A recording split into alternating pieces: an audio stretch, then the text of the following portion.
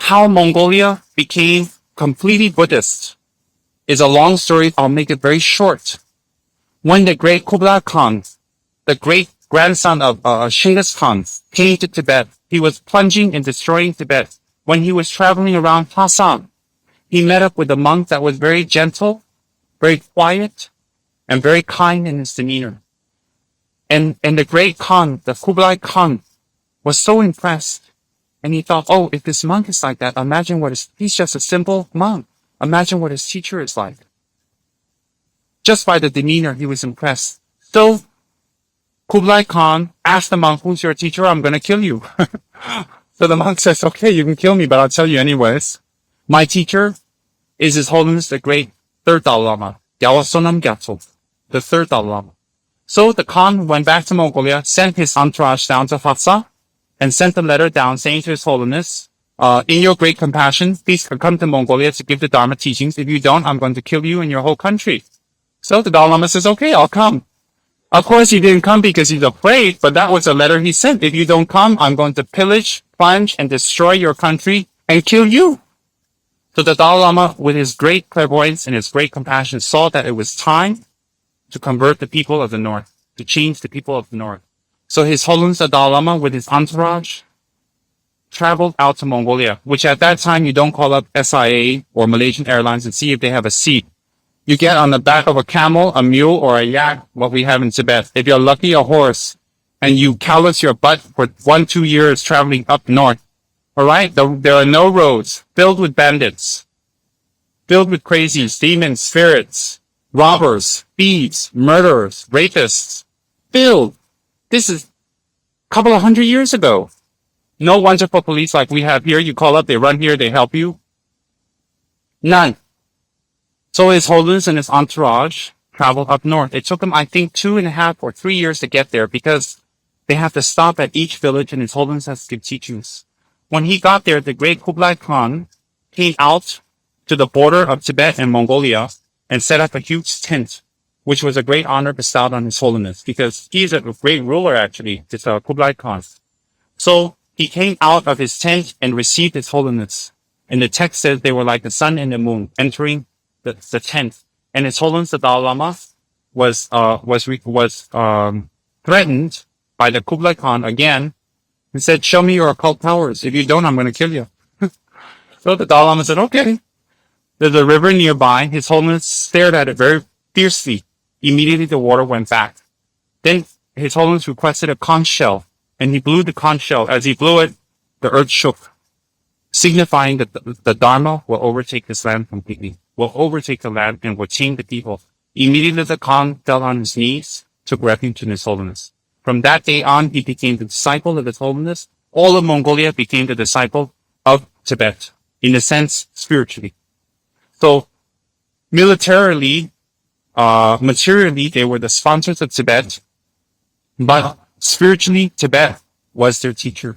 His Holiness the Dalai Lama became the teacher of all of Mongolia.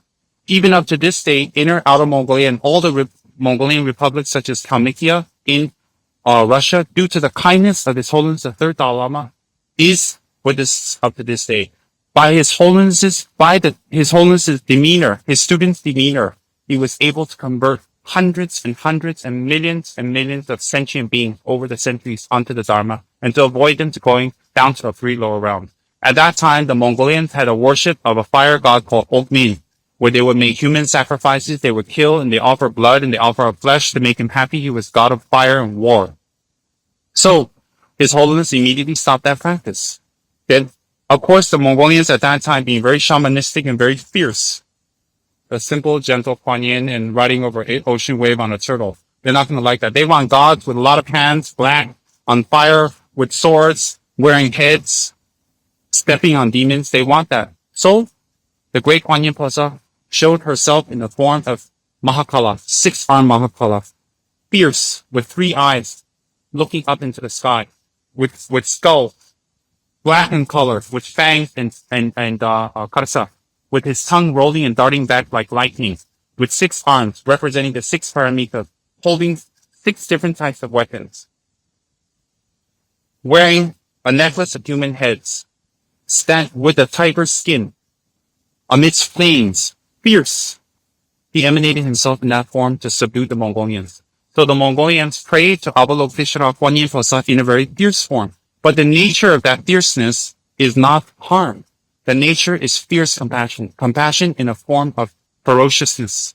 To subdue, subjugate, and control the fierce, warlike people in a fierce way. If someone's very fierce and going crazy and brandishing weapons, you don't say, oh, compassion, compassion. Shh, they cut your head off. So you get a bigger sword and you get a bigger army. You go, what did you say? And then once they calm down, you go, oh, I was just kidding. Come here. I want to talk to you. Like that. The Buddhas and Bodhisattvas emanate in a fierce, wrathful form, not because they're evil, not because they hate you, or not because they want to scare and terrify you. They're showing wrathful mean out of compassion, like a mother beating a child, screaming and yelling because she loves him. Then the deities will come in wrathful, fierce forms, like you see in our traditions, in order to subdue, to subjugate. One of the reasons they emanate in that form. So the Mongolians, instead of offering flesh and blood, they offered up cakes like this. The Holiness had taught them to offer cakes like this, but the wrathful deities, they were painted red to represent flesh and blood. So the Mongolians are still happy. Oh, flesh and blood. Yes, what we're familiar. We like, we offer, we do. So they visualize the tormas to be flesh and blood, offering up to ferocious deities, which is what they like. In actuality, they're offering up yogurt, milk, flour, oats, honey, sugar, butter mixed, and painted red to look like wrathful offerings. So the people are happy, the gods are happy, everyone's happy. So, after that, all of Mongolia was proclaimed to be Buddhist from that day on. And His Holiness left Mongolia with the promise to the great king, the great Khan, that he will be back. On the way back to Lhasa, His Holiness the Dalai Lama went into complete meditation and passed away. The great fourth Dalai Lama, the great Yunlin Gyatso, Gyawa Yunlin Gyatso, when he was emanated, he took rebirth as the grandson of that king in Mongolia as a Mongolian. Out of the 14 Dalai Lamas, all 13 were Tibetan, one was a pure Mongol, fulfilling his promise to Kublai Khan that he will come. Don't quote me, it might be Altan Khan, there's a lot of Khan. I'm pretty sure it's Kublai Khan, the grandson.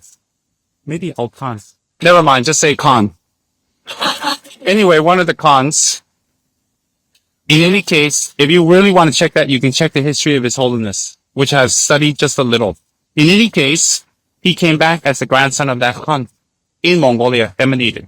And he was again taken from Mongolia to Lhasa to be enthroned as the fourth Dalai Lama, the great Gyawa Yunlin Gyatso.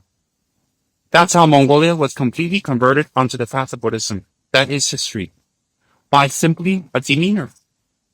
That's why I say, simply because you're rich, or you have a lot of money, or you have position and power, doesn't mean you can spread the Dharma, be a great patron of the Dharma. It doesn't mean that. It doesn't mean you can't. But what I'm saying to you is nothing for sure, right? So don't be attached to that.